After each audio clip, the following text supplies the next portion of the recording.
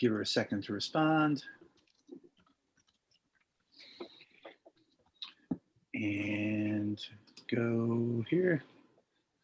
Jeanette, how are you doing? Good, how are you? Doing okay, thanks.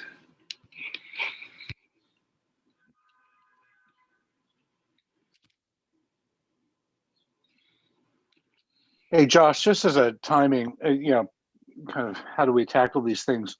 Should we move some of these committee conversations down to where we're actually approving the things that we're going to be talking about? How do you want to do that? Yeah, I hate talking about things twice. I think right now, I think we have quorum now. I'm just thinking if Jake's going to get on at 8, yeah, and we have committee conversations about things that are going to be approved, he'll miss all that. Yeah, so maybe we talk about. Yeah. So I hear you. Yeah, we'll keep the committee conversations brief and not redundant with what has to be approved. Right. I can keep track of that. Okay. Great. Okay. All right. Josh, you okay to go? Should we wait for Madonna? Yeah. Let's roll. And I think what I'll do. Yeah. Let's start with the mission moment. You ready? Yep. All right. We are aired on YouTube. How exciting tonight! Happy Tuesday. Happy June. This is our final board meeting of the board meeting calendar year. Exciting stuff. So mission moment tonight, I'll keep it rather brief but important. It's just an acknowledgement and celebration of our graduation ceremonies happening in the coming couple of weeks. So as stated in the monthly report, at the very end, we have our 8th grade graduation happening on Monday, June 28th. Note the typo in the monthly report, which says the 25th. It's not Friday, it's Monday morning. It's at 10 a.m. It's going to be at our middle school site. It'll be outside. It's nice. It'll be in person. And we'll be obviously abiding by all of the safety protocols in play. So that, believe it or not, is our 6th graduating 8th grade class happening this year. So time flies. In addition to that, we have our 12th grade graduating on the 26th. That's a Saturday morning, also at 10 a.m. I think there's a calendar invite in your calendar for that. Chris, if you could send a calendar invite out for the 28th as well, that would be terrific. And that ceremony for our 12th grade students is in Williamsburg, nearby to the high school at William Sheridan Park between Wyeth, or on the corner of Wyeth and Grand. So exciting times ahead. This has been such a wild, challenging year for families. Our senior class hasn't been kind of in person fully since March 2019. They're graduating from high school, so almost half of their high school tenure was spent remote. So just 2020, Josh, right? Wow, 2020. Thank you. What did I say? 2019. Oh, I feel that way. So it's been almost 2 years in which they've been remote, and so excited to have just a celebration for them to both mark this milestone for them, as well as kind of send them off to college and career. We'll talk a bit more about some of the stats there momentarily, but that's in the works. So you have calendar invites. If you just accept those, Chris will be in touch about tickets and things, particularly for the high school. There is limited capacity at the high school. So that's the mission moment. Thank you so much. Just a quick question. I thought New York had pretty much lifted all restrictions. Are there any restrictions left? Is there social distancing still? Or? Yeah. So you're right. Like, I think technically that's happened, and so I think depending on the institution, depending on the venue, people are kind of making choices that feel right given the audience. Yeah. Okay. So you're doing it not because you have to, just because it's the right thing. You want people to feel safe and feel like being responsible.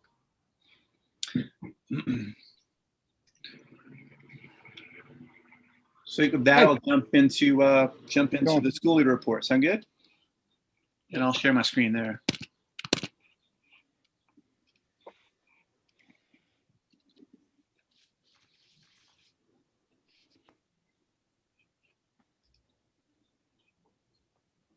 And so this is rather large. Let's see if I can shrink that down at all. That's a little better. Is that it? Yeah, that's fine. So for this month, I think two two areas I want to drill down on live with this report. The first is I want to go over just kind of spring priorities and where things stands. We'll spend a little more time on that, and that really is like what's going on at the school right now, and what have we experienced over the past month, and what are we moving toward in the near term. And then one other kind of just underlining within the report. So in looking at spring priorities, starting on page 2, I'll just go top to bottom. I did this with SLC last week, and so we'll do kind of the same thing. And so in general, as I said in my intro, I'm feeling pretty good about kind of where things stand as we close out the year, given some of the desired outcomes that I had in play back in March when I first brought this to you. So I think the first element is in pink. Arguably, it could be in yellow because we've made some good progress with regard to making sure that our kids are getting all the support they need to at the middle school be successful to then move on to the next grade level based on course grades, and then at the high school obtaining and earning the credit they need to then move on to the next grade or graduate. And so there's been gains in both areas. I think generally speaking, the reason for that is that we've doubled down targeted support and intervention for those students that need it most. And so, for example, at the high school, Fridays are big days for that kind of thing, particularly in the mornings. So we don't hold formal classes. We hold tutoring hours during that time, and then invite or require kids to come in, depending on how they're doing remotely, to meet with their teachers and get some extra help. With the senior class no longer having classes, we've also doubled down on those teachers of 12th grade students working with 11th, 10th, and 9th grade teachers. And so the ratios improved. So kids are getting more attention overall. And I think that's been what has allowed for kids to make ground toward earning the credits and demonstrating they learn what they need to earn those credits. So that feels good. At the high school, right now, if we were to end school today, based on how kids are doing, about 100 of our kids would be taking summer classes. That's more than normal, and some of that's due to just the way in which things have gone down this year with remote learning. We're looking to half that, though, between now and 2 weeks from now. A lot of kids are on the cusp. Maybe they're earning a 67 instead of a 70, which is a passing grade at our school. So with a little oomph, with a little help, and then further demonstration of what they have taken from a course and have learned, some of those kids can break away with a passing grade. And so that's some of the work going on now at both the middle school and high school. Are there any questions there? Cool. I'll move us forward to state testing, or just testing in general. And I think there are 3 updates there. One, just that AP testing did happen. It was a remote test this year. It was a full test. And so administered rather smoothly. There were some tech hiccups coming from College Board and just really asking a lot of kids in schools with regard to protections and security. And so overall good, but like not super thrilled with the way in which College Board set things up, which just made it really hard for kids to engage remotely on these tests, which were 3 hours long. And so I think in general, smooth administration in terms of results. We'll get those in August. I anticipate the goal here was to outperform last year. And I think we're probably going to be either on par or slightly behind, given a few of the tech snafus, and then more generally, there being less time devoted to each of these courses because of the way this year went down versus last year and prior years. So that's the forecast. Third here, we did have our 3rd round of STAR. I got a sneak peek at some of the math results at the middle school this week, and they look pretty good. We'll see what happens with reading, which is now being analyzed, and then high school STAR results will be ready next week. So all in all, happy that we are administering this sort of interim exam 3 times a year to get a sense of growth over the course of the year, and excited to sort of see this longitudinally, not just in 1 year, but over several years to monitor student growth in math and reading. Final update here is just we aren't doing roundtables in the same way that we have in the past, but we are doing end of year reflections. So things are a bit truncated. So at the middle school, that's happening the last 2 weeks of school. And so kids are preparing for that. It's happening mainly in their ELA classes, but parents can be there. We're not opening it up as we have in the past, but parents and staff are welcome to take part. And so that is perhaps the final assessment that we're administering again in the coming 2 weeks. So that's sort of testing and where we are. Any questions or comments there?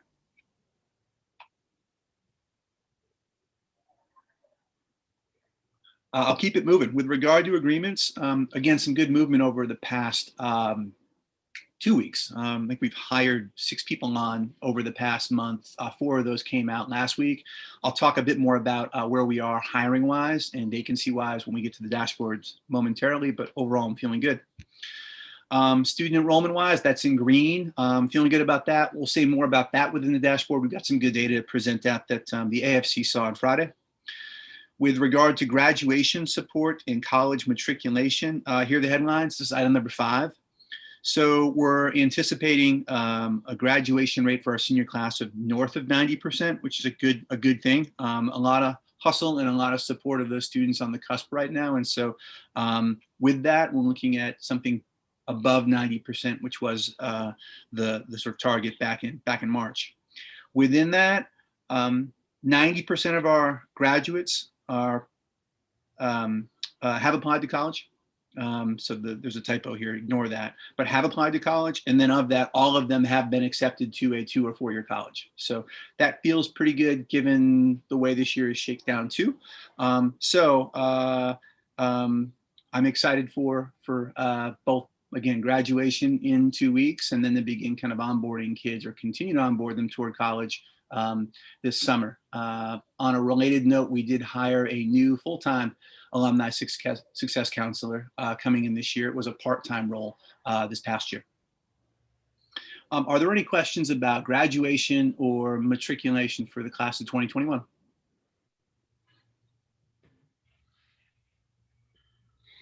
Cool. I'll move on to number 6, which is around strategic planning for the summer. That's in green because we're rolling. We've got an expanded program both academically and enrichment wise.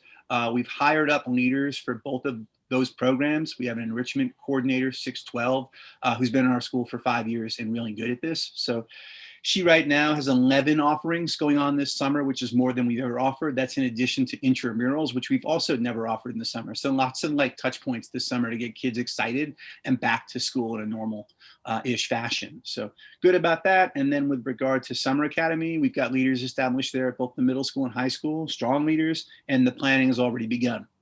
So with regard to upgrades, like why Summer Academy will be better this year than last year, a few to name. They will be remote. We will offer pods as we did this year. So the program is similar to what kids have experienced over the year. But I think where we've gotten better in comparison than last year is that we've got more protocols and interventions in play with regard to attendance. So for those students that perhaps struggle with attendance consistently, we've got ways in which we're intervening more effectively than we did last year. In addition to that, we are making room for more of our kids to take part. So in prior years, we've had roughly 20% of our kids perhaps take part in Summer Academy. This year it'll be closer to 30%. And so that's good. It's extra help, extra practice for the summer. And then just in terms of the platforms we're using, the tech, it's just better than what we had last summer because we've had a year to like continue to fine tune it. So for those reasons, I see Summer Academy being even better than last year with more students taking part. So all good things there. Are there questions about Summer Academy or summer enrichment? We'll talk a bit more about enrichment or about summer planning a bit further into the meeting. Is it all going to be remote, Josh? So same program as what we're doing now. So the academic program will be remote. We will have safe centers for online learning, or what we're calling pods, in both buildings for students that have shown to be more effective when they're in our building taking part in remote programming. What's good about this, and I could see even beyond this summer continuing with a remote Summer Academy, is that our staffing, it's just stronger because folks are more likely to sort of say, hey, I'm going to be traveling here this summer, but I can teach Summer Academy remotely if it's offered in such a way. A lot of folks end up not being in the city for the summer. So I feel good about having some of our strongest folks supporting kids, even if it's remote. I prefer to have that than perhaps our kids instructed over the course of the summer by teachers who aren't as strong. I mean, I think it's an interesting observation that the quality of the teaching outweighs the fact that they're in the classroom in person. I think we should vet that at the end of the summer and see whether you still feel that way. Yep. So yeah, that's the update on summer planning and summer school and enrichment. Number 7 in yellow, but I feel pretty good about where we are right now. That's strategic planning for the fall of 2021. And so a couple of headlines here. First, with regard to space, I had mentioned last month that the brownstone building next door, which would offer us more space at our high school facility, was in the cards. It's now not available, and so we began looking at other options. Most recently, we're looking at the possibility of portable classrooms being stationed in the parking lot behind our high school building. Been in contact with our landlord about that, with our architect from LoSci about that, and today with the commissioner's office in Brooklyn. And based on that meeting, I got a summary email after the fact. No bad news there. So there seems to be a path toward being able to get portable classrooms into that space, and then that would allow for us to have up to 3 additional rooms to engage our kids in learning and have more room to do so. So that feels good enough right now, and that's in process. In addition to that,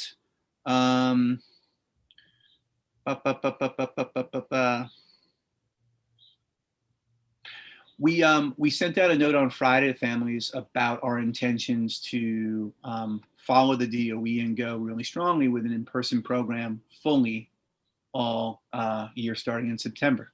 And we did invite families, if they had concerns about that, to contact Chris. I think up to this point in time, there's been no one who's reached out to Chris and said, hey, look, I really need a remote program right now, and I need it so much that I'm thinking of sending my child to a different school. There hasn't been that indication. We've had one family reach out to a colleague who has some health concerns for their child who recently had surgery, and so we're working with that family individually. But the response thus far has been one in which we feel pretty good about our decision and going full-fledged in person next year, and making sure we do so in a way that is safe, is welcoming, is positive, etc. So those are the updates with planning, which is important. What are you going to communicate to students and staff in respect of vaccines? So most of the population is over 12, right? So most of the people in the buildings are going to be eligible. Yeah.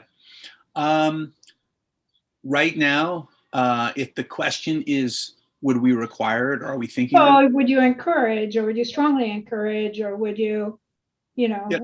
arrange to make it available through some, like joint provider, or whatever? There's all sorts of stuff that schools are doing. Yeah, it's a good question.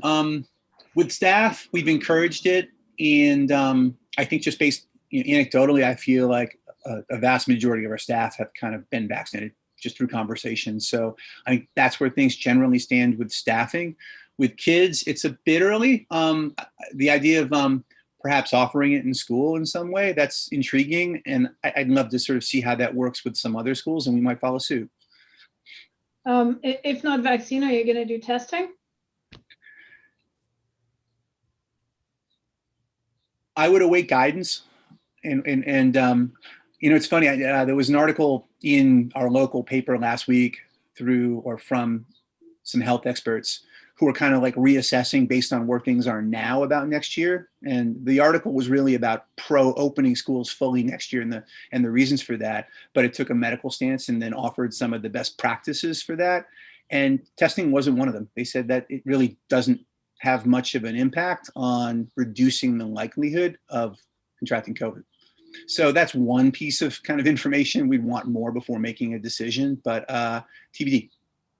Okay, but I do think you need to keep that on the front burner, because from my sort of limited experience with schools, it seems that people are thinking about that a lot. Yeah. Other members tonight, have you heard anything in this regard?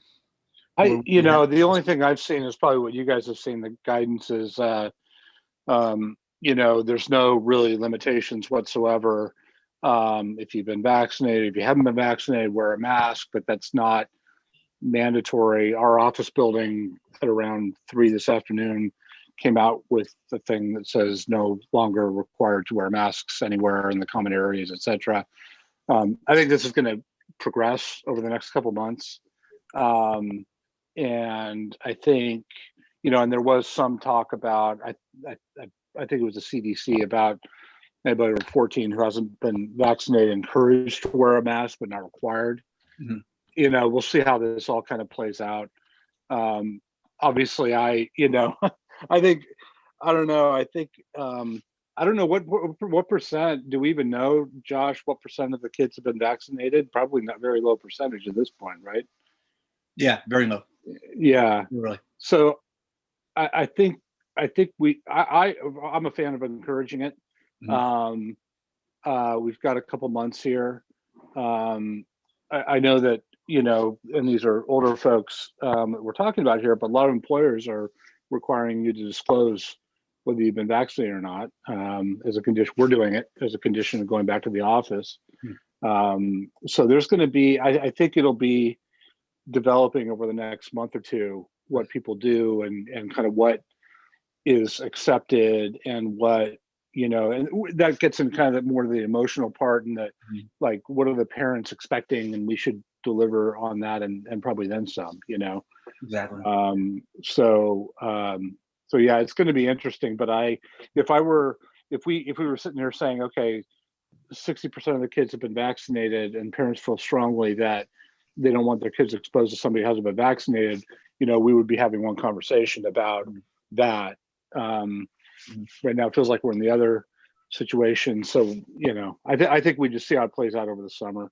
Yeah, it's There's going to be better guidance over the next couple of weeks. But I would get the information out, Josh. It's sort of like, hey, just a reminder, if you're over 12, you're eligible to get vaccinated. Yeah. These are vaccination sites that have availability that are, in the neighborhoods that the school is in and all of that. I would start with that because that's sort of not offensive to anyone. Yep. And then step it up as things progress, but just make sure there's awareness to begin with. Yep. Yeah, I think the action step here is to get that information out in the scoop, perhaps even this week. So good stuff. It's a just fascinating time to be transitioning the way that we are. If you guys are like me, you've probably walked into a couple of venues and forgotten to have your mask on. I'm like, oh shoot, I'm a mask on. Like, had to put it on as you're kind of halfway through the supermarket, or have to ask someone, so what's the requirement now? What's expected of me? I'll tell you, I walked on my walk home from work today. I popped into the little 7-Eleven to grab a Diet Coke, and everybody's wearing masks in there. It was probably 6 o'clock tonight. Nobody had a mask on in the 7-Eleven. Everybody's already said, okay, the new rules are out, we're done.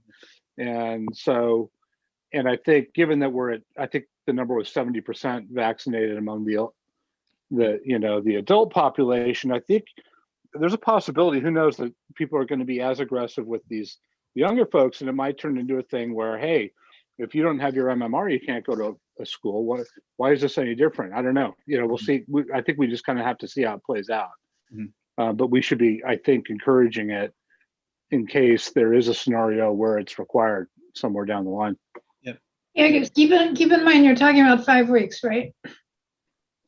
If most people get a 2-shot thing, from the first shot to full immunity, you're talking That's right. 5 weeks. So there's not a ton of time before the school year starts. That's a good point. Yeah. Okay. Good stuff. So just last item here for spring priorities, alumni support. Based on a report out last week, it seems like 60% of our founding class successfully completed their first year of school. That was about 75% as of the first semester. So there was a bit of a drop off percentage point wise with kids fully finishing out the year. We've identified some kids who either didn't enroll or didn't continue early in their first year of college as of last year, who are now seeking to re-enroll in the coming year. And so we're in contact with them. I think as I look at these numbers, on the one hand, I'm like, this is disappointing. And at the same time, looking at the numbers from a different angle, I'm like, this has been a really tough year. And so I think in this pilot year with our alumni program, have provided value add support to our kids. And so there are some kids who did complete their year because of us offering this service this year. And so we'll get kind of continue better at this, and it'll be interesting to see the way in which this is supposed to work when kids are really on campuses and not studying from their bedrooms. So that's the latest. Any questions or comments there?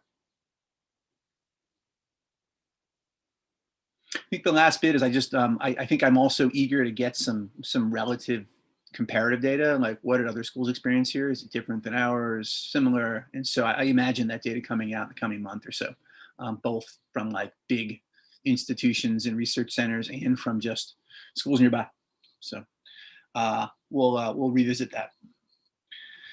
So that is generally the update. I think the only other update I'd underline here in the school leader report is just that Madonna is now officially on as a member of the board. Paolo sent a note out about 2 weeks ago, 2 Fridays ago, saying that her application to have her on our board has been accepted, and so she's in. So excited for that. So how many board members do we have officially now?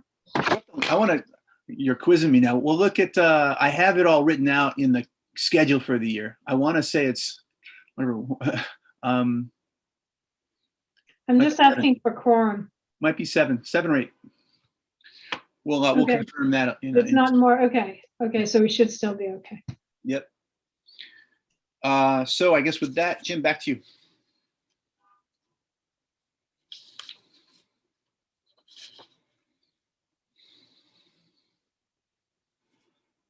And then I think it's actually back to me, right? Sorry about that. Yeah, let's kick it right back to you. Just go on. Yeah. We'll ping pong here. So I think with the dashboard, which I can open up just to keep it interesting. And so let's dashboard it. Give me 1 second. I'll get it open.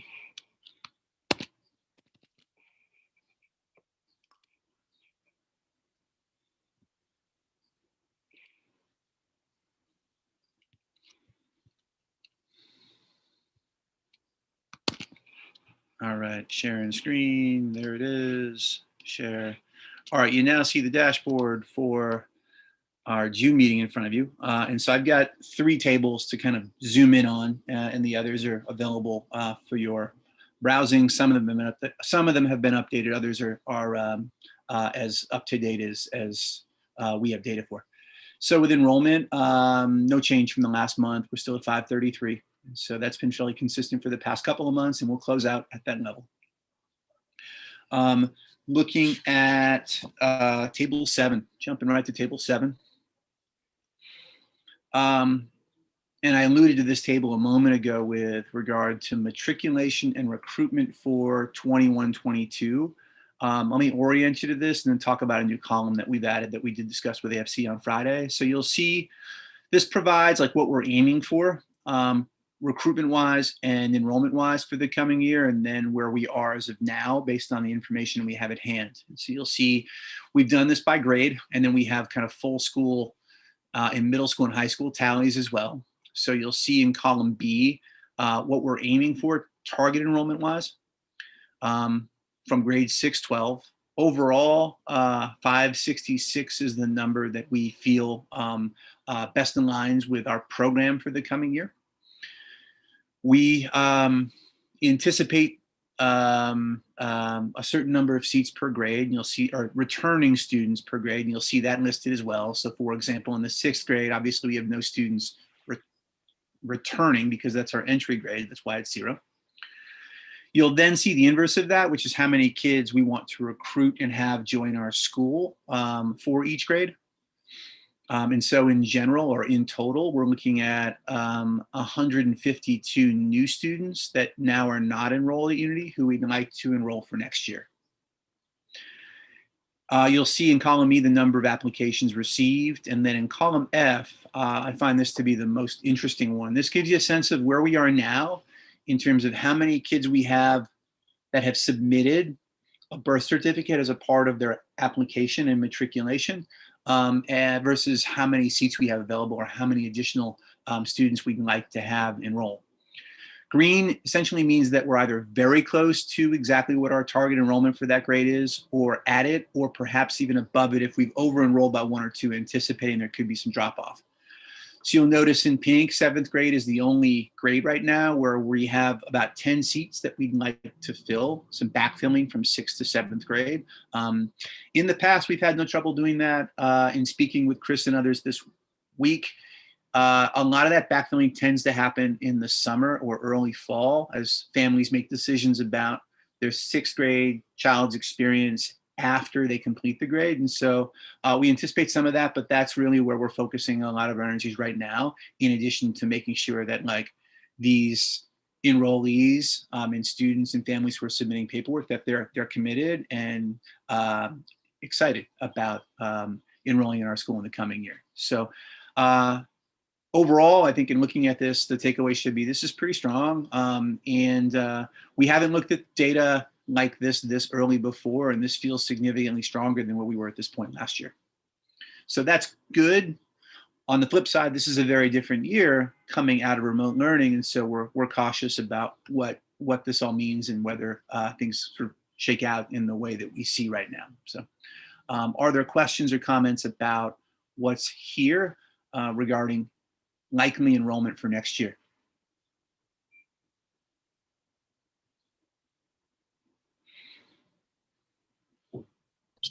No, not for me.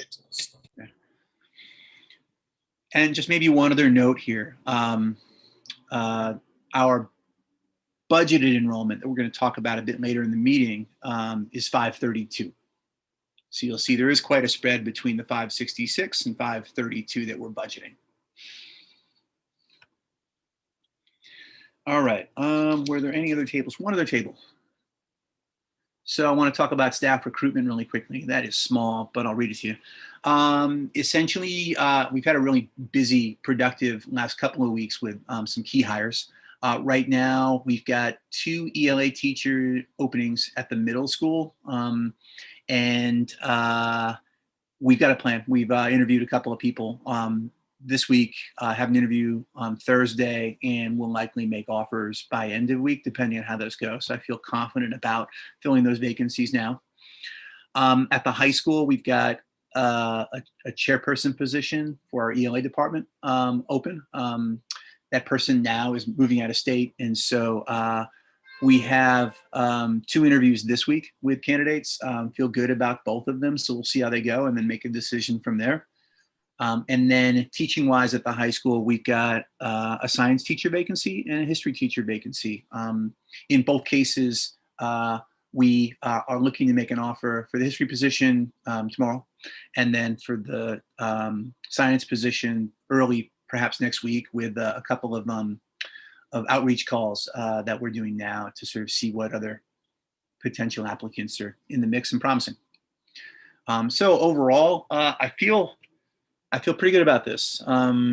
I anticipate there will be an unanticipated opening over the summer. That typically happens, and it's stressful, but we've gotten better at how we then negotiate that. And so as of now, feel good, and we'll continue to build out a bit of a pipeline and wait list, so to speak, for teachers in the event that there are some decisions this summer that weren't anticipated with regard to staff. Are there questions or comments there?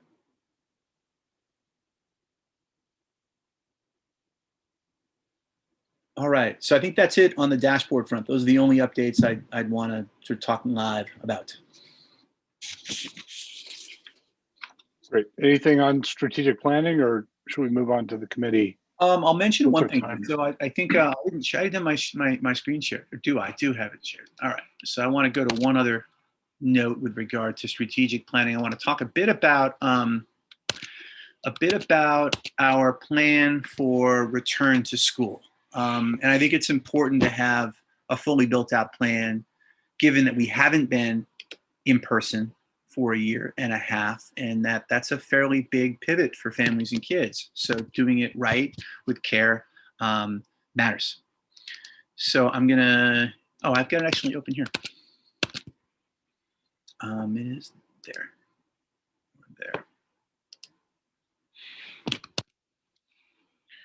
So I want to quickly share out kind of a sort of summary of what we're doing this summer to have kids feeling safe and welcome and positive and eager to learn coming back to school.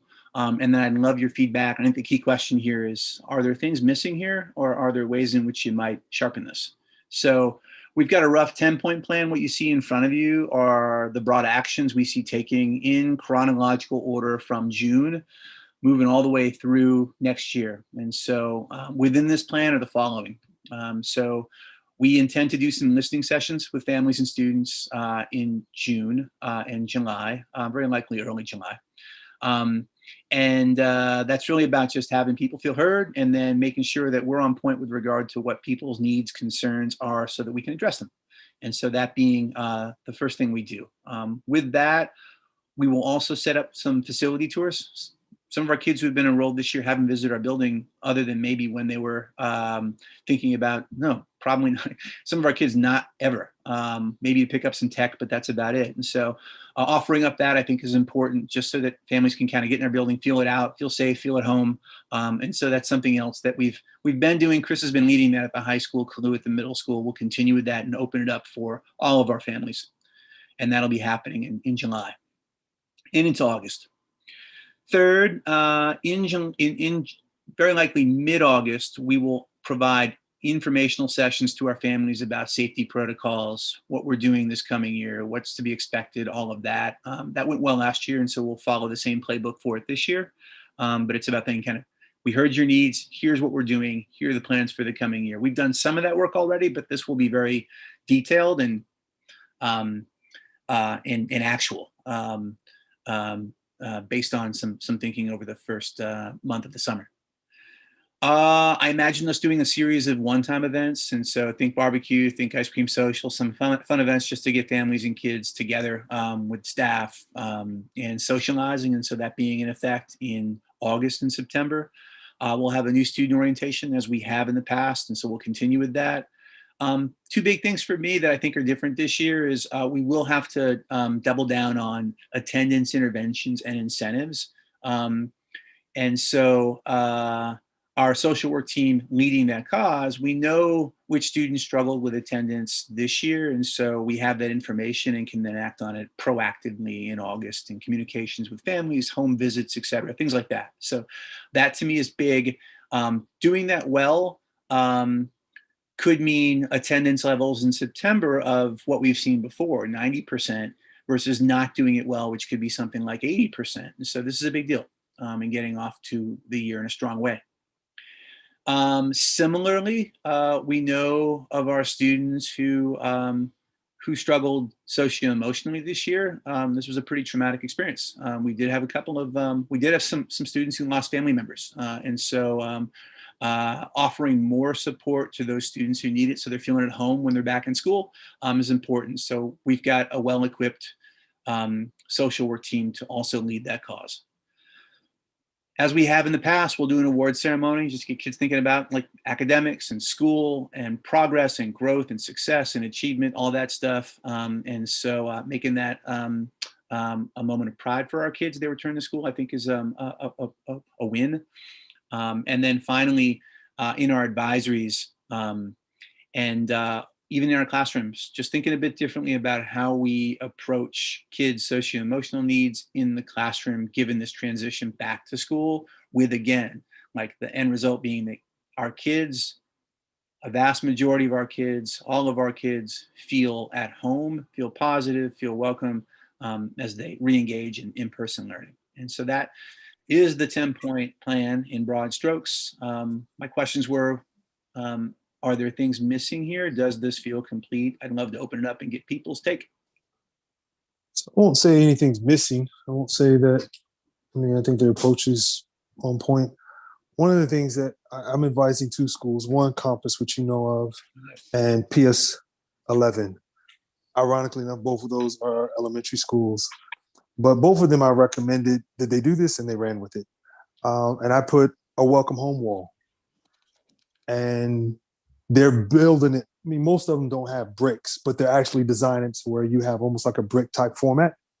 And each one of those students who are enrolling back in the 2021-2022 year, they're actually going to put their initials, and it's a welcome home wall, just to say we made it through. Yep. I like that as a touch this year, perhaps as a ritual moving forward in future years too. I think so. PS11 isn't, I mean, they don't have the space, but they're like, love it, great idea, we're going to do it. But Compass is actually, to your point, saying, how can we do this every year to help bleed into that concept of you already have it, they don't have it. And that is that alumni thing. Yeah. But I think there's a lot of people who, I mean, you see it, if it didn't touch you directly, you don't quite appreciate it. But this is hit home for a lot of people, specifically the audience that we serve. And I think to just, in 5 years, that wall will still be there. Yeah. That's cool. And the connection for other members is that my son goes to PS11. And so small world. Good stuff. Thank you, Earl. Other ideas, other comments?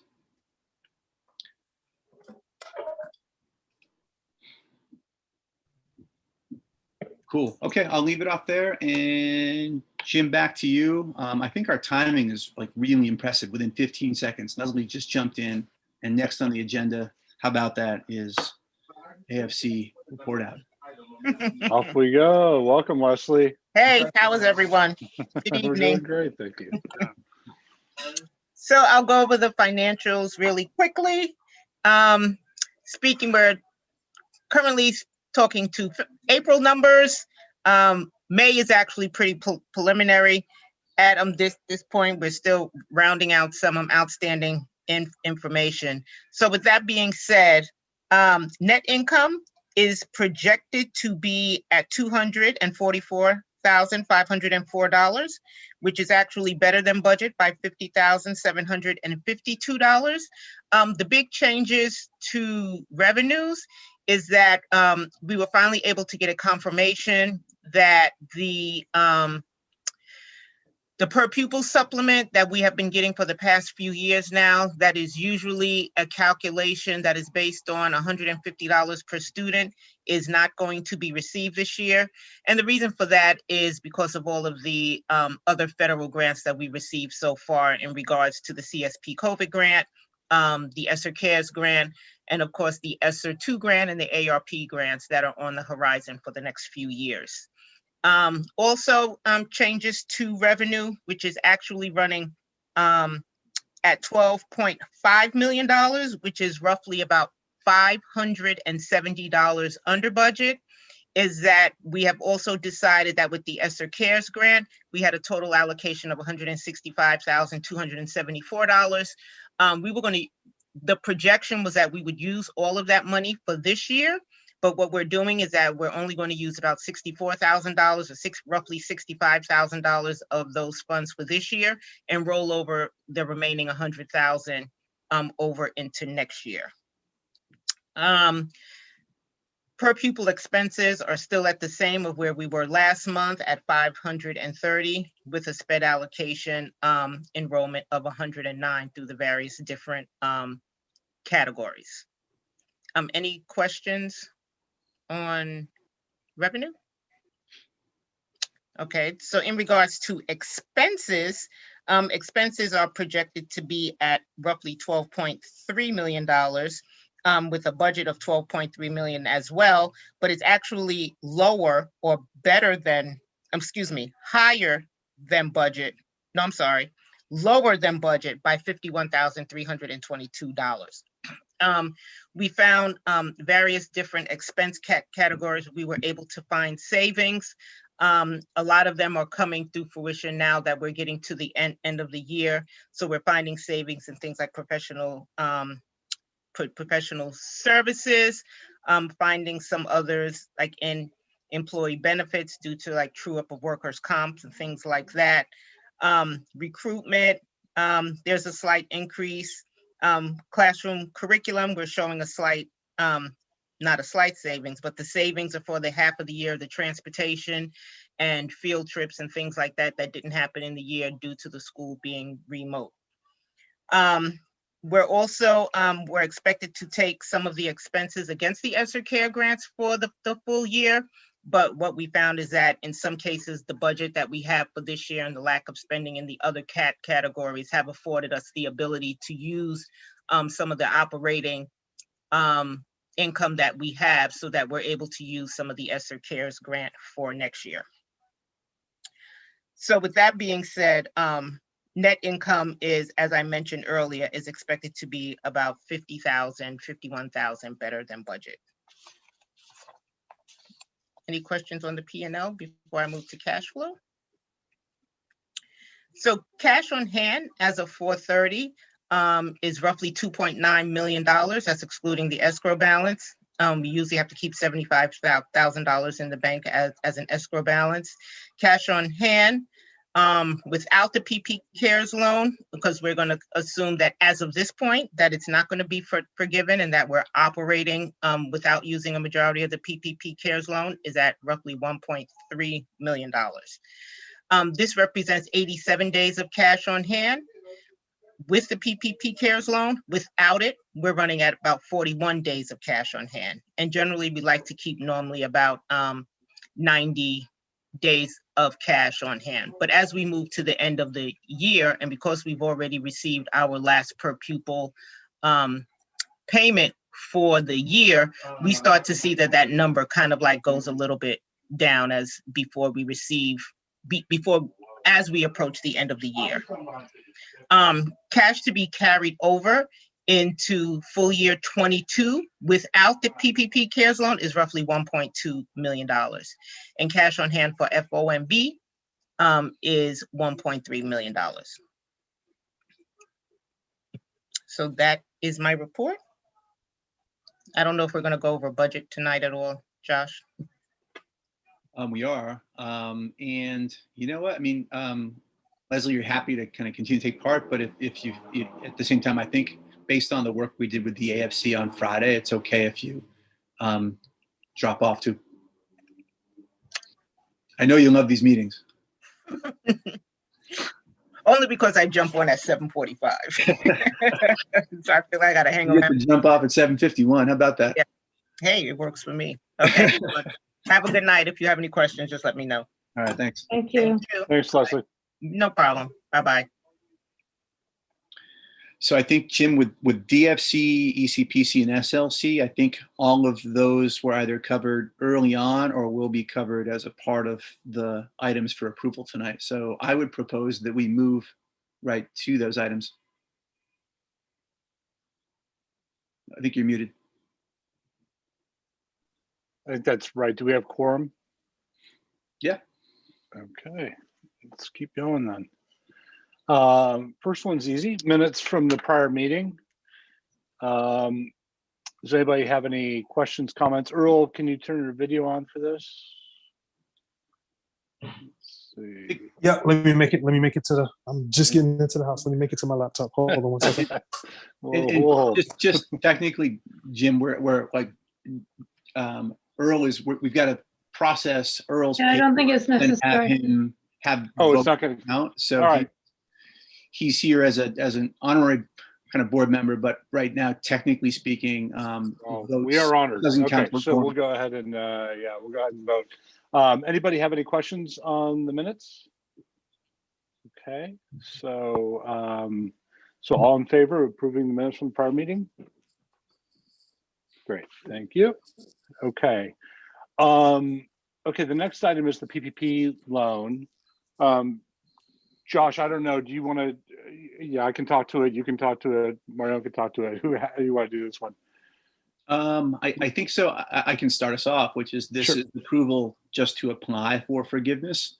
And so it's saying green light to apply. And then I think the research that we've done with other charters is that we're not the first mover here. There have been other schools that have applied for forgiveness successfully. And so that would be the sort of supporting data I'd provide. Yeah, and I think that's right. And I think that I've been through this with a couple entities, and my sense is that we will get the forgiveness. I think we've identified some good ways to invest the money in terms of, sort of, not that the money has to relate specifically to COVID, but in our situation, it feels like it is getting kids back on track and back in live classroom learning, and maybe doing some makeup work over the summer to get people all caught up. So my sense is we'll know after we submit the application, but we will likely get approved, and we've got some good uses for the money. Could you resend, Josh, to this group the analysis of the that we had over the 24 weeks or whatever it was, like of the amounts that we had spent in the relevant period? That is what we need to put in the forgiveness application. So you're referring to money spent already that would go toward that application? or That's how money you get pension? forgiveness. Yeah, you got to show that you've spent, that you had the right amount spent over the 24-week period on eligible uses. So I think it'd be good for the board to see that, because that's what the technical, I think Jim was talking about the moral case for eligibility. I think I'm talking about the technical case for eligibility. Yep. Yeah, we can certainly send that along before then submitting the application. Does that make sense? Yep. Okay, Chris, you got that? Yeah, we've seen it before. I'm not asking you to create something new, right? Yep. You guys did this months ago. Yep.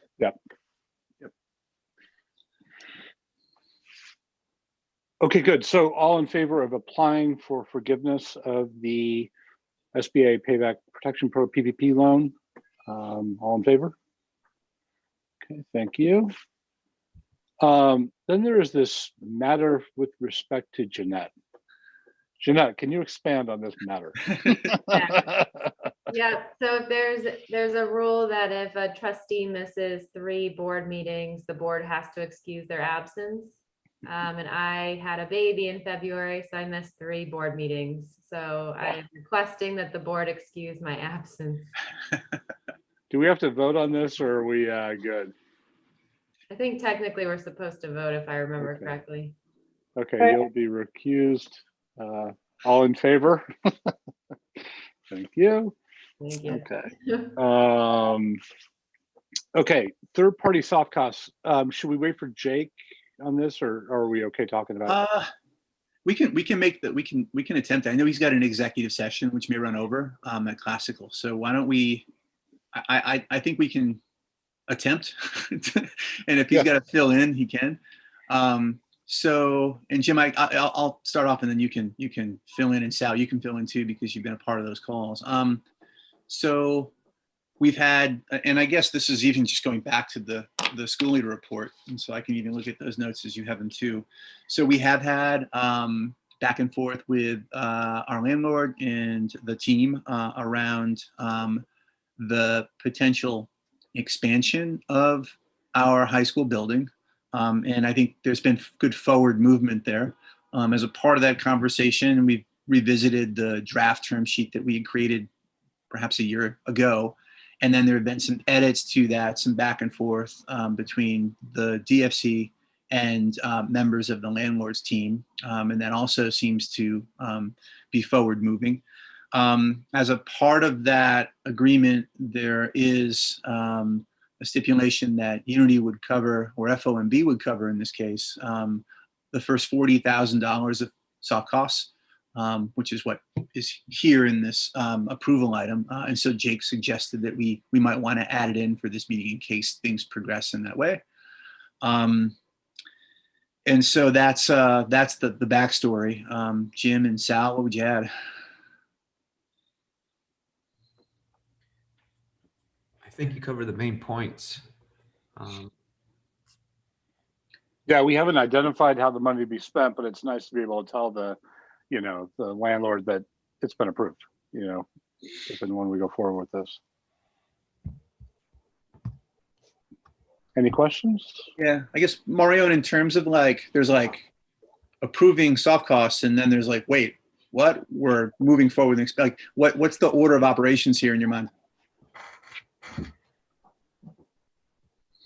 I think I would think we need to approve the grander.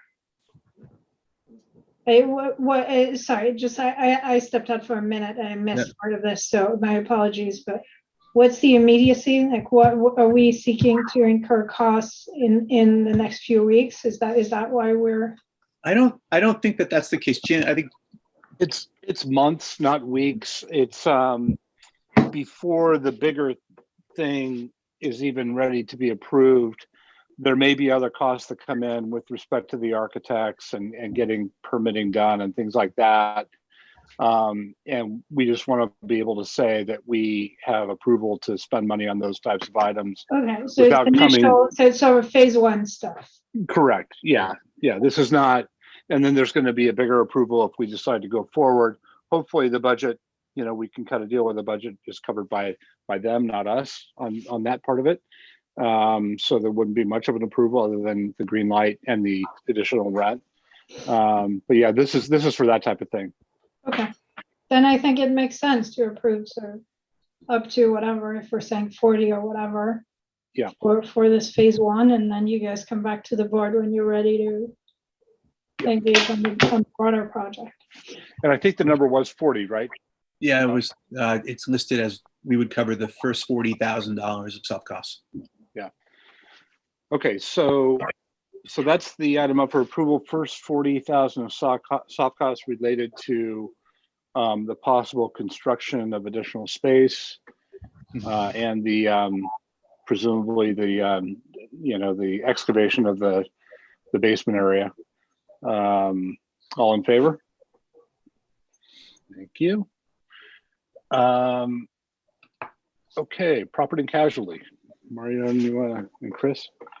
Yeah, I can. So we talked to Gallagher. You'll remember last year we did a more expansive search where we talked to multiple brokers, and there was an enormous expenditure of efforts, and we're comfortable not doing that every year. But we have the broker on our behalf, try to get the best quotes that we can. We got initial quotes, I don't know, a week or two ago, which we reviewed with the broker sometime last week, pushed back on a few things. The background is PNC quotes have been going up. It's what's called a hard market because there's been a lot of losses, that sort of counterintuitively, but a lot of losses, not in schools, right? As schools haven't really been in person, but in the rest of the world that have pushed rates up. There's been a lot of hurricanes and a lot of other things. And there's been a lot of losses on the commercial lines on liability and D&O and things like that. So generally speaking, the insurance quotes are going up, unfortunately. And Gallagher was able to get our package, which is most of the bundle of policies that we get, and then the bundle that they sell to most of their charter school clients, I think, to go down by, I think, something like 5%, and Chris can double check me. And then some coverages. So the bulk of what we're buying is going down. Some coverages are going up, like student accidents going up a little bit. Cyber is going up a ton because that's what the market is doing, as there are all these events are happening and people are making claims, and the claims are coming in excess of what the underwriters were expecting. Then the premiums are going up the following year. Gallagher was going to increase their fees. We pushed back and got them to keep their fees flat. So all in all, with the different trends and different things going in different directions, our whole package is going up by, I think, 6%. And that's an increase in nominal dollars of how much, Chris, do you have it in front of you? Let me bring it up. Okay.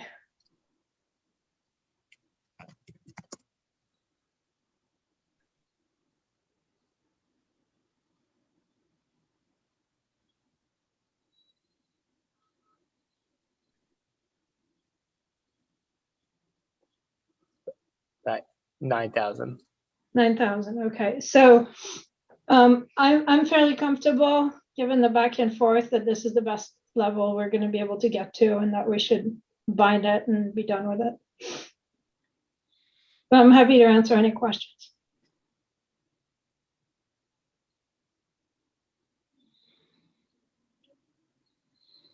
Okay. Seeing no questions, all in favor of renewing the PNC policy? Great. Thank you, Marion and Chris, for the hard work. Sure. It's not my world. Calendar for the Except next for the school year, cyber Josh. piece. Yeah, except the cyber. Yeah, exactly. Josh, you wanna- I'll go to budget, right? I don't know. Do we want to?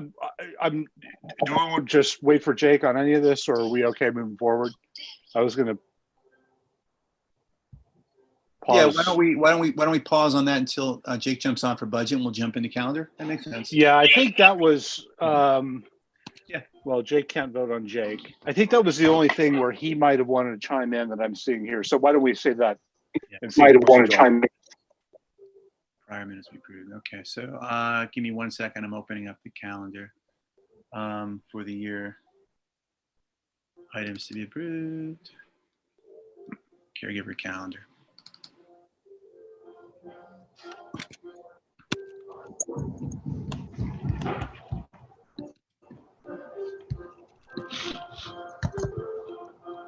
All right. Zoom. All right, sharing my screen. And I want to give you just some brief kind of headlines on the calendar for 21-22. This is what we sent to families this past week, which is like a step forward. Typically, we offer more information, but I think this might be the best approach moving forward. And we're kind of following what the DOE does here, which is just like a vacation calendar.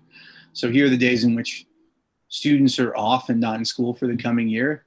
And I guess that's less important. Headlines here calendar-wise are very similar to prior normal years. And so we got 182 days of school next year. The DOE is typically at 180. That's where we've been the past 8 years. And so no big changes there.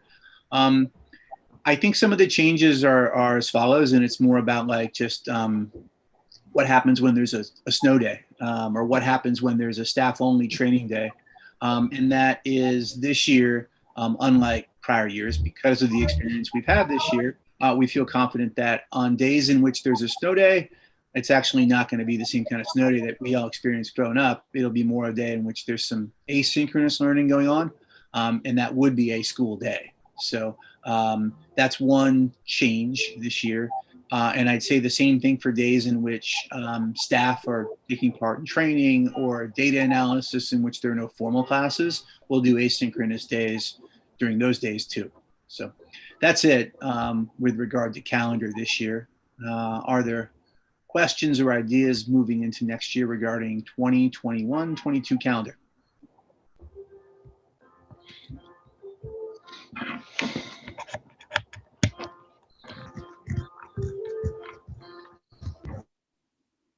Cool. Okay.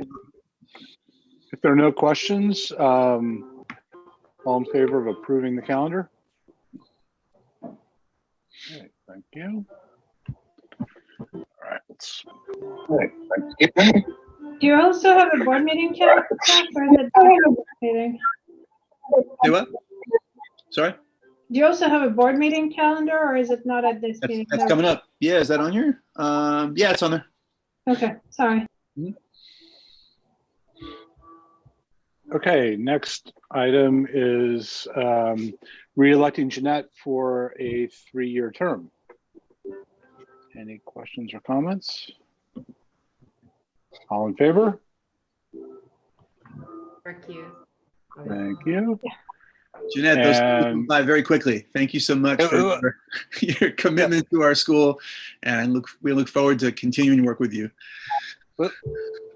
Let's do Jake before he gets on. Yeah.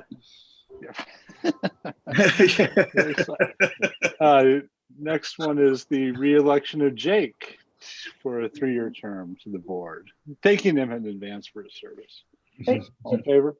Kidding aside, we've confirmed that people are willing to stand for reelection, right? I mean, I know Jeanette is here, but. I hadn't checked with Jeanette. I was just sort of assuming that. With Jake, I have. Okay. And moving along, we have one more here, re-election of Sal. I didn't check in with Sal. Sal, it's your world, but we've enjoyed working with you and look forward to 3 more years if you'll have us. I'll stick around if you have me. All right. Terrific. Okay, all in favor? Thank you. And then let's do the schedule, and then we can jump into the budget. Yep. Don't mind. I'm gonna Yeah, open- okay, so you want to pull that up? File there too. Give me 1 second. That would be this schedule here. Share. All right. So this is the board meeting schedule for 21-22. And at the top of the page, you'll see membership. And so we can do the kind of counting here, I guess. 1, 2, 3, 4, 5. 1, 2, 3, 4, 5, 6, 7, 8, including Earl at this point in time. So 8 members that are kind of in it at Unity. And so with regard to the board meeting schedule, there are no significant changes with regard to the way in which a typical month plays out as a board member. And so I'm proposing, and this is up for discussion, general board meetings on Tuesdays, 7 p.m., student learning committees, 5:45 on Wednesdays, audit and finance, 2:30 on Fridays, development and facilities, 4:30 on Thursdays, and enrichment and community partnership, 5:30 on Tuesdays. This year, you'll note that we had more meetings during like the second or even third week of the month and fewer meetings during the first week of the month for general board meetings. I thought that worked well given holidays and things, so I'd like to stay with that. So that's what's represented here. I guess if there are questions or suggestions for amendments to the schedule, let's discuss. Not so much about the schedule, Josh, but about the stuff that's on the top part of the page. Are we now electing people to committees or appointing? Yeah, so I was positions and gonna stuff? suggest that. Yeah, why don't we, Josh, why don't you scroll at the top, because that is coming up, and Yeah. you know, I don't know that now's the time for people to raise their hands. We can do it probably the next meeting if people want to say, hey, I want to move around a little bit. But this is the various, committee assignments. Yeah, and so just to go there are no. I've taken the liberty to make no changes to this either, and so this is all similar to what we've experienced this year. So, I mean, I'm not opposed to it, but if somebody wants to step into a role that they're not yet, or obviously, I don't think they're committee appointments, or I think people can just volunteer for a committee. I don't think that requires a vote. Maybe I'm wrong. But on the other positions, I think I'm happy to stay. But if somebody else wants to be the treasurer, I'm happy for somebody to volunteer, for example.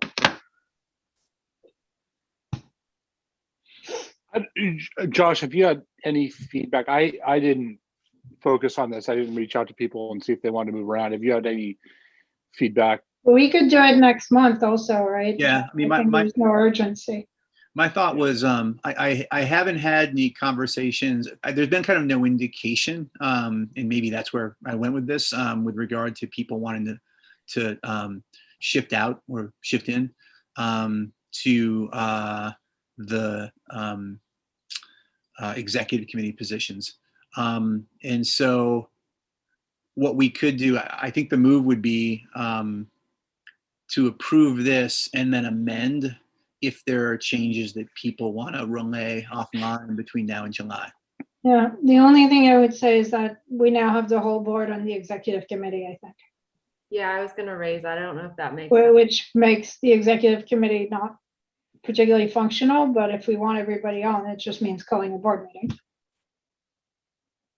I guess the rationale there, and it might be flawed, was I was thinking back to prior years where I think the strategy was if you have everyone on, you're more apt to then get quorum in the rare instance of needing to get an executive committee together. I guess during that time too, when we last talked about strategy here, we did have a few people who were out of state or out of the city where it was a bit harder for them to get together when we were doing in-person executive committee meetings were more common. Yeah, just if it's a smaller number than quorums, you get to quorum faster. True. I think that's fair, but it needs to also be diversified and reflective. If it's the same core people, then at the end of the day, the executive committee on any not-for-profit are arguably the most important and the most influential, and they make decisions. So it's not, if it's That's not the way it works for us. The only way we've had executive committee is when there's stuff that has been needing to be decided in between board meetings. And Like so everything typically- is pretty religiously gone to the board. Yeah. But when something, fell through the cracks or whatever, and we needed a decision before the next board meeting, that's why it's more of an interim thing. So I don't, I personally don't really care. I particularly don't care if we're still able to meet on Zoom. If we have to start doing stuff in person, it's going to be unwieldy to have 8 people on the executive committee. Yeah, just to double back to that. And so, Earl, this is typically a committee where like, oh, shoot, we didn't have full information during a board meeting. We now have to get back together again and perhaps allow for this committee to make a decision on behalf of the full board. So we didn't use it at all this year, I don't believe, which is a good thing, I think. I think that's really the only time. And so I wouldn't say that there are any decisions that the executive committee makes without the full support of board. It's more of just like, hey, we need some time to formalize this and get together and offer a vote. I'm thinking back to the times where we did talk about it. It was often, we often knew at the previous board meeting that we were going to have to potentially tap to the executive committee later that month. And we would usually make that decision first anyway, knowing, okay, in 2 weeks, we're going to have to make that decision. We'll let the executive committee handle it. And that was often discussed in the board meeting. Yeah. But if we want to reduce the number, I'm happy to not be on that list. It's fine. So just for the record. Grace. you keep the same core. I'll remove myself. I'll volunteer. Yeah, we can take it up next month. I think, Josh, there's a key question hanging all over this, which is how long are we going to be permitted to meet by Zoom? Yes, indeed. That's the issue is it was always nice to have a little cluster of people who live near each other and they could huddle up in person and we'd get the approval. Yeah, maybe does anybody know how long we're going to be able to keep doing this over Zoom? Okay. Nope. 12 Lewis on Courtyard by Marriott, correct? Yes. So why don't we do this? Okay. Why don't we keep it as is and we can amend or revisit next month? It makes sense? That's fine. Yeah, and I think for all this, I mean, I feel bad. I didn't really ask anybody about if they wanted to be on the SLC or whatever. So maybe we just sort of delay on all this stuff, the next couple items until people can give feedback. And then we do an executive committee. Just kidding. Yeah. I mean, I guess maybe this is a technical question. My sense is that we've got to have some committee intact formally. And so I don't know if we can go without some vote, which is why I think maybe. I think our bylaws probably say people stay in place. Okay. But if you're more comfortable doing it and amending, that's fine. I think I am slightly, unless, Okay. Jeanette, do you have any take here? I think our resolutions usually say that people continue until their successors are appointed or something like that, but we can just do it and amend so that there's no gap. Okay. So I think with that, Jim, let's vote and amend if we need to. Okay, should we do the whole bucket right now? We've got the calendar, we've got officers, committees.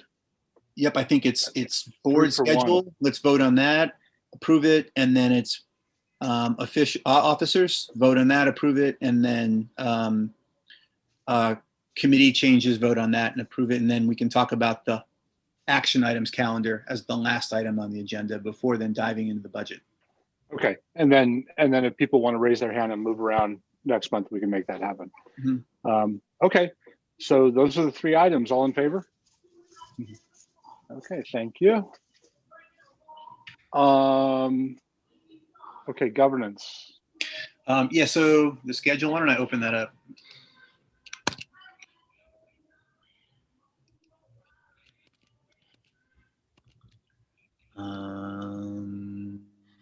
Action items for board.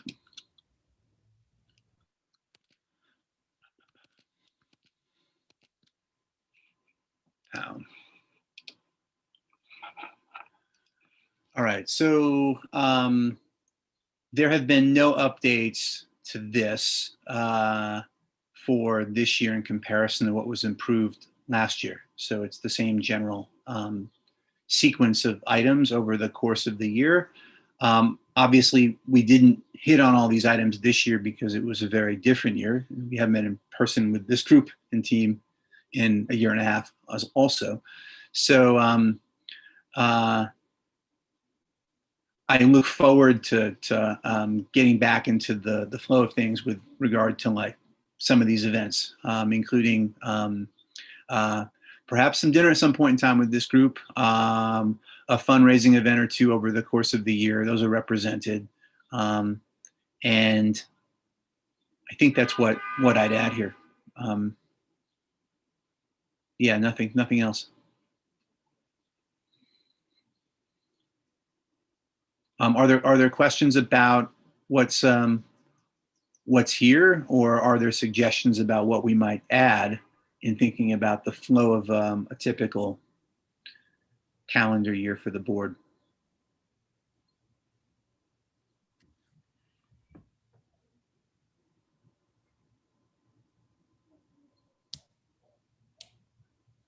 I'm just wondering when we go, how much of this comes up when we go for the, go for the renewal.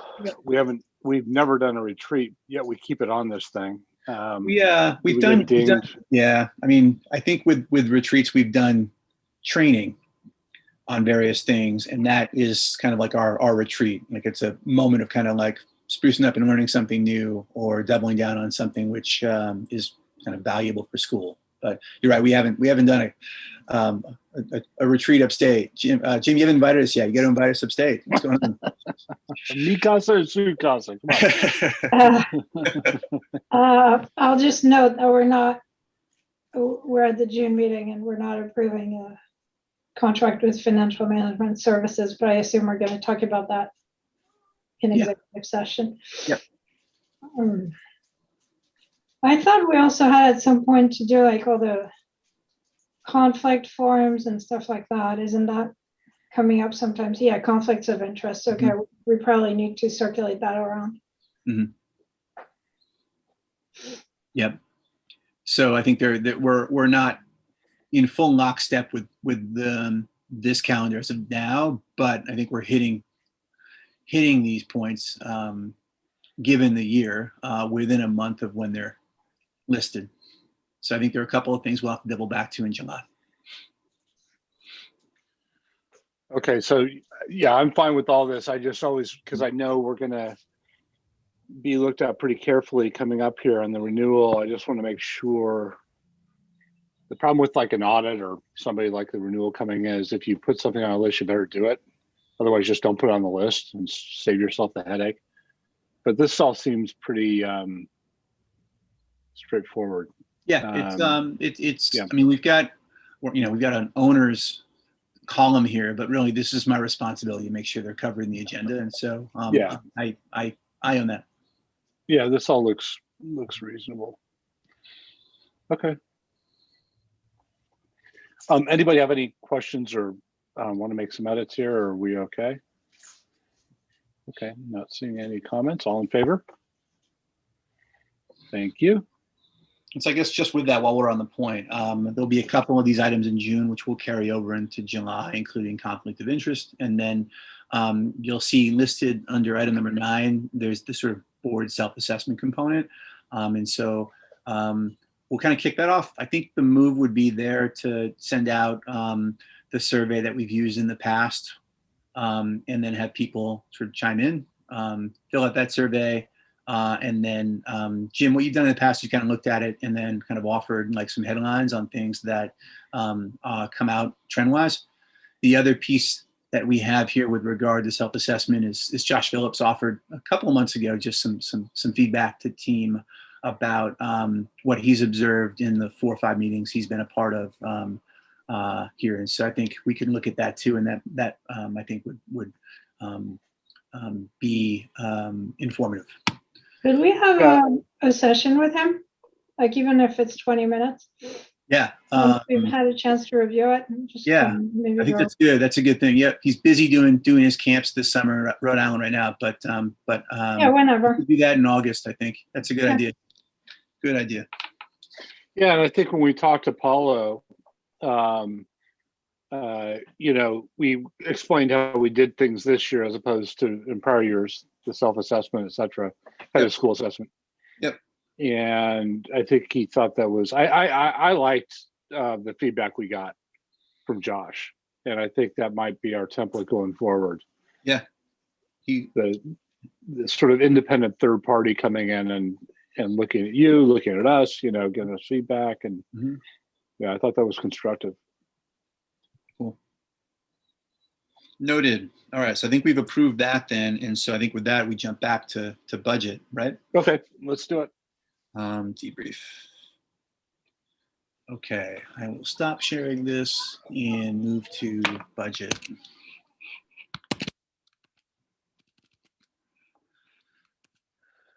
And so I think if you're doing a deeper dive at some of the values, it probably makes sense to open it up within the file I sent you via email, but I will have it open here too.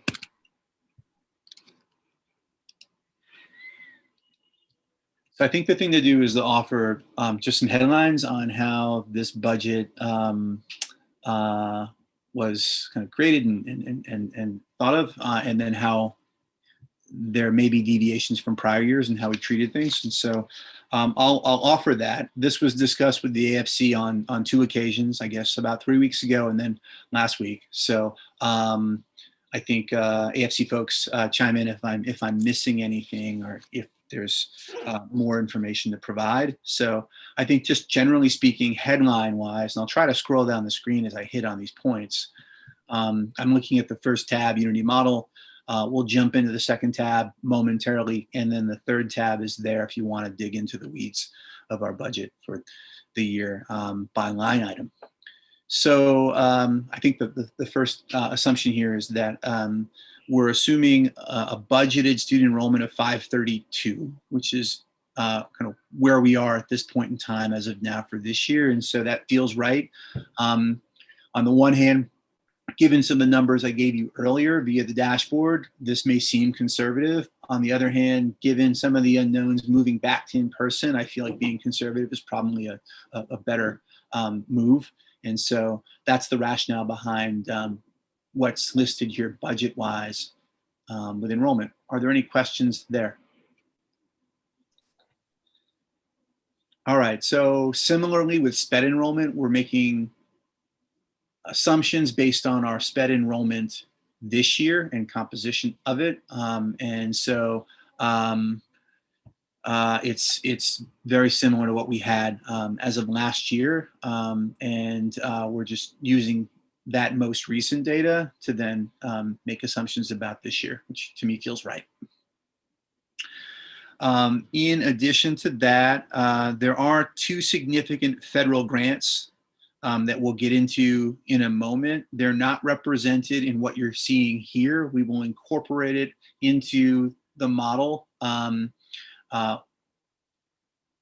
once approved, if that makes sense among this team. Here's Jake. Thanks, Chris.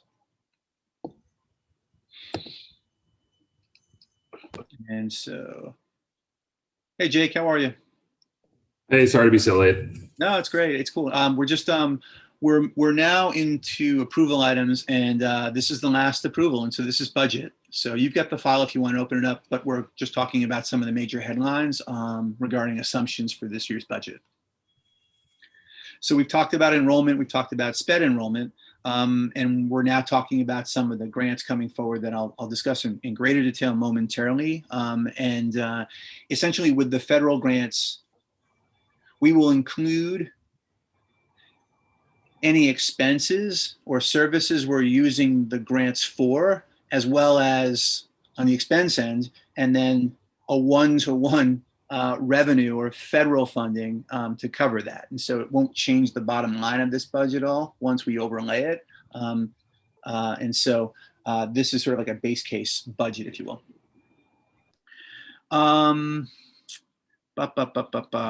With regard to contributions and donations, you can see the breakdown in the detailed budget if you're interested in doing so. I'll just flag that for this year, within this budget, I'm assuming fundraising of $50,000.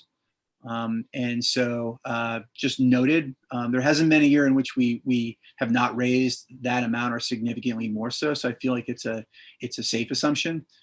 It's significantly less than 1% of our budget. And so again, just wanted to note that as something which is also included.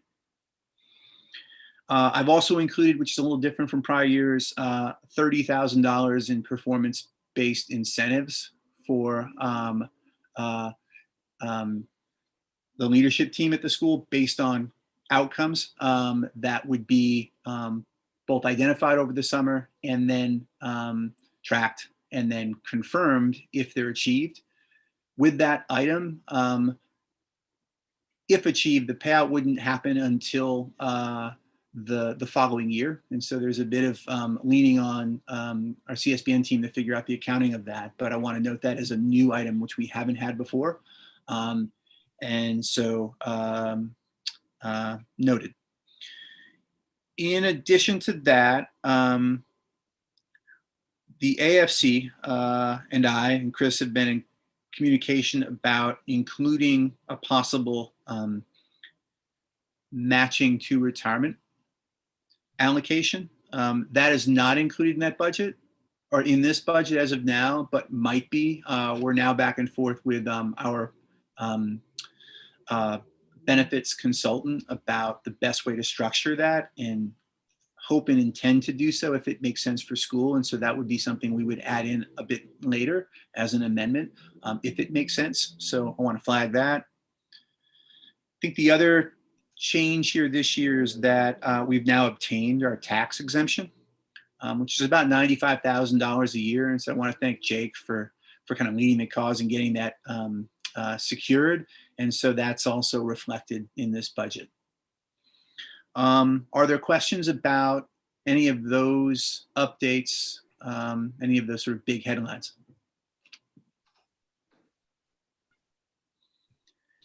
So overall, Josh, what does it take us to in terms of bottom line? Like what net income as a percentage and all of that? Again, we're going into renewals. So. Yep. If you look at the screen now, you'll see last year, same size school, most part 532. We had a net income of 230, and that's what Leslie discussed today, where we are in comparison to that. For the coming year, based on where we are here, it's 231. So it's in line with last year's budget, more so than 2 years ago, and so similar to past years. And then I think other kind of key performance indices that we've included more recently in our thinking here.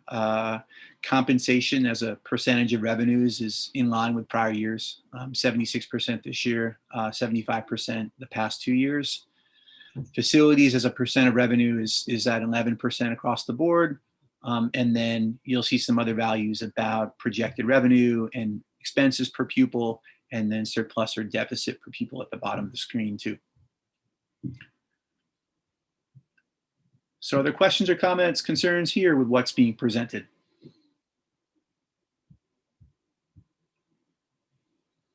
Cool. I'm going to move forward then and talk about these federal grants that schools are receiving this year. And so there are two major federal grants. One is called ESSER 2. Leslie referred to ESSER 1 a moment ago. That was a grant that came out last year and carries over into this year and will likely carry over into next year too. The ESSER 2 grant is $638,000 through 2023, which means we have a few years to utilize it for specific things. And then the other federal grant is the ARP funding, and that equates to 1.4 million through 2024. And so we have a few years to spend that down too on services that we feel align with our mission and benefit kids in their learning. So what you're looking at now on the screen is the way in which I propose utilizing that federal funding, in addition to utilizing under half of the PPP loan that was voted on earlier tonight with applying for forgiveness. And so headline wise, about 70% of the funding I'm recommending we utilize for next year would be for additional staffing, mainly for remediation purposes. And so supporting our students with disabilities is one element here where you'll see a couple of learning specialists that I'd like to bring on in supporting our kids in the coming year and in the coming 3 years.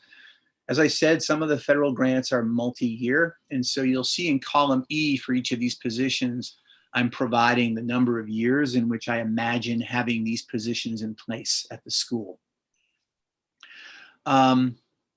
Overall, we're talking about just north of $800,000 in additional sort of services coming from new positions at the school and expanded positions of the school.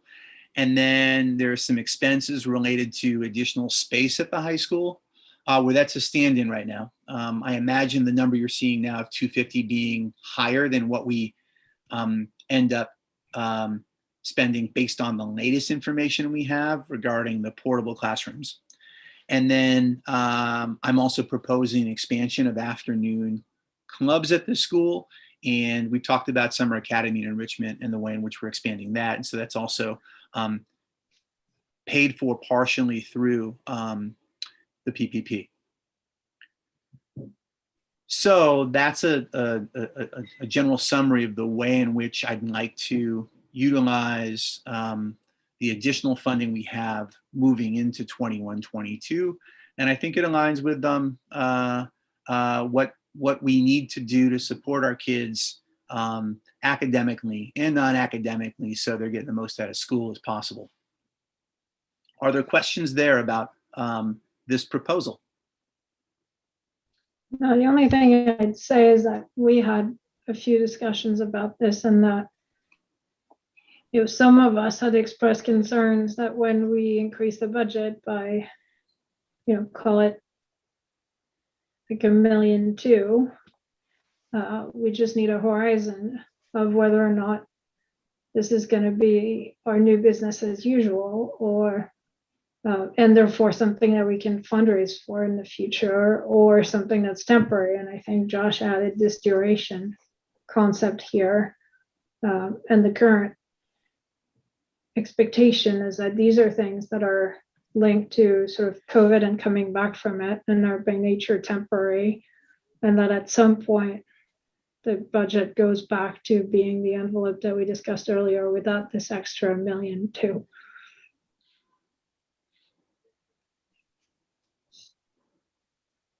That's right. I agree.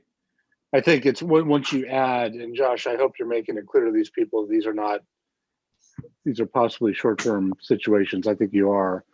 We have a short-term need here. We're addressing with the short-term funds. This is not a situation where you add 10% to your payroll and it sticks, be careful of that. But yeah, I think we've had those conversations, but this all seems reasonable given the reboot that we're going to be going through.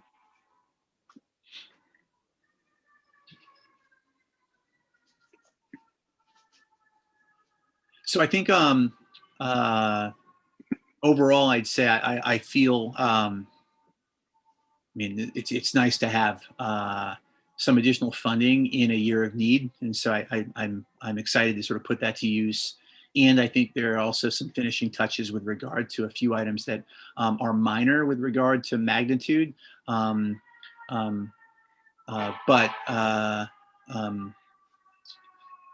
We're in a good place in terms of firming this up. And so I think this represents what we'd like to move forward with in the coming year. One just question I have with respect to ESSER two ARP, do those funds come in immediately? Is there a gap between hiring and the funds being available for those people? I've got to confirm with Leslie there. Good question. Yeah, why don't you check in on that? It would be a shame if we hired people and the funds, you know. Yep. Yeah.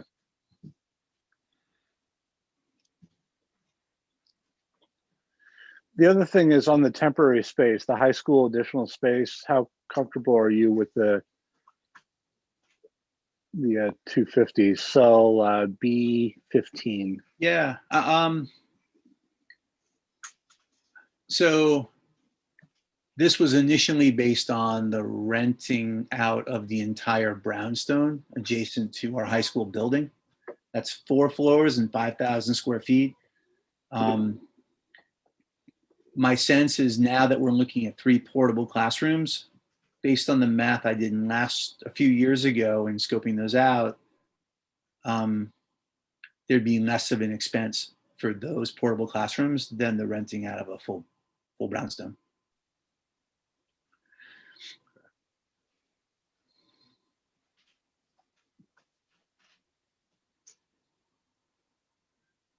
Okay, any other questions, comments? I mean, look, I think we've been through this before. This is I think it's a very, very good start and it's a good basis, but we do tend to revisit things and, you know, let's see how the world changes and be open to moving things around. But this, I think this is very good.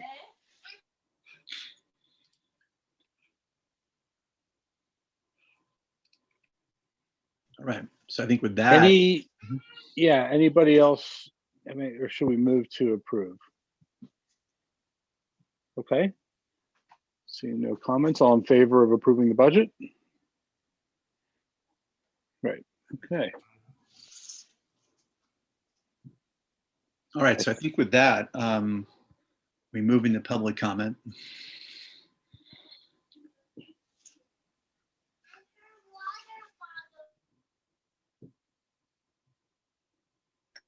Okay. No public comment? Okay, so I think we can close. Thank you, everybody, and move to executive session. Or should we preview the next meeting? I don't know if there's anything to do there. I think so. It's a different kind of meeting. It'll be a very different than June. So it'll be a July meeting in which we'll cover a couple of things that didn't enter into the June agenda. The plan right now is to look at the board self-assessment. And then the other idea would be I'll have some STAR data at that point in time, the 3rd round of STAR. And so we'll get into that. And then maybe some early looks at some goals for the coming year. Okay,